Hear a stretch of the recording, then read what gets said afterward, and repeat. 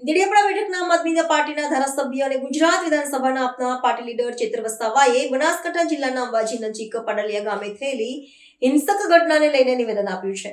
તેમની વાત પ્રમાણે વન વિભાગના અધિકારીઓ અને પોલીસ બંદોબસ્ત વર્ષોથી રહેતા આદિવાસી પરિવારોના ઘરો તોડવા પહોંચ્યા હતા. ત્યારે સ્થાનિક આગેવાનો ગ્રામસભાની મંજૂરી અને પૂર્વ નોટિસ વિના કાર્યવાહી કેમ થઈ રહી છે તે મુદ્દે સવાલ ઉઠાવ્યા.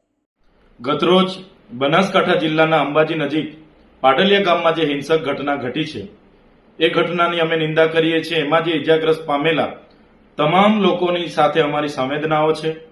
અમે પણ આ બનાવની જાણ થતા ત્યાંના કેટલાક લોકો સાથે સંપર્ક કરીને આ સમગ્ર ઘટનાની માહિતી લેવાના પ્રયાસો કર્યા. ત્યારે અમને જે માહિતી મળી છે એ માહિતી મુજબ ગતરોજ વન વિભાગના અધિકારીઓ પોલીસ બંદોબસ્ત સાથે પાડલિયા ગામમાં પહોંચે છે અને ત્યાં વર્ષોથી રહેતા આદિવાસી પરિવારોના ઘરો તોડવાની વાત કરે છે.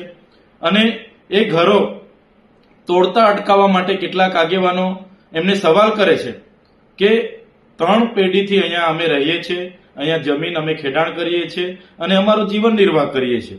તમારે આ પ્રકારના કાર્યવાહી માટે તમે આ વિસ્તારમાં આવ્યા છો ત્યારે તમે ગામ સભાની પરવાનગી કેમ લીધી નથી? તમે અગાઉ નોટિસો અમને કેમ આપી નથી? અનુસૂચિત 5 વિસ્તાર હોય, પેશા એક્ટ વિસ્તાર હોય તો એની જોગવાઈનો તમે કેમ અમલ કર્યો નથી? એવી સંવાદ કરે છે. ત્યારે એવા 8 થી 10 આગેવાનોને પોલીસ દ્વારા બળજબરીપૂર્વક પકડીને ગાડીઓમાં બેસાડીને લઈ જવાના પ્રયાસો થાય છે. ત્યારે ગામના કેટલાક લોકો વચ્ચે પડીને એમને છોડાવીને લઈ જાય છે. ત્યારે પોલીસ દ્વારા લાઠીચાર્જ કરવામાં આવે છે. બાદમાં ત્યાં 20 થી વધારે ટીયર ગેસના સેલ છોડવામાં આવે છે. જે સેલ છોડતાની સાથે ત્યાં નાસભાગ મચી જાય છે અને નાસભાગ મચી જતા પોલીસ દ્વારા 50 થી પણ વધારે રાઉન્ડ ત્યાં ફાયરિંગ કરવામાં આવે છે અને તેમાં આદિવાસીઓના કેટલાક લોકો ઘાયલ પણ થયેલા છે. ત્યારે આ ઘટના બાદ ત્યાં પથ્થરમારો થાય છે અને કેટલાક અધિકારીઓ પણ ઘાયલ થયેલા છે. ત્યારે વન અધિકાર અધિનિયમ 2006 અંતર્ગત આ લોકોએ દાવા અરજીઓ કરી છે પણ સરકારે આજ દિન સુધી એમને સનતો આપી નથી અને આ લોકો વર્ષોથી ત્યાં રહી છે. તો જે પણ કાર્યવાહી થવી જોઈએ તે નીતિ નિયમો મુજબ થતી, સંવાદ મુજબ થતી, તો હું માનું છું કે આ પ્રકારની કોઈ પણ હિંસક ઘટના ત્યાં બનવાની નહોતી.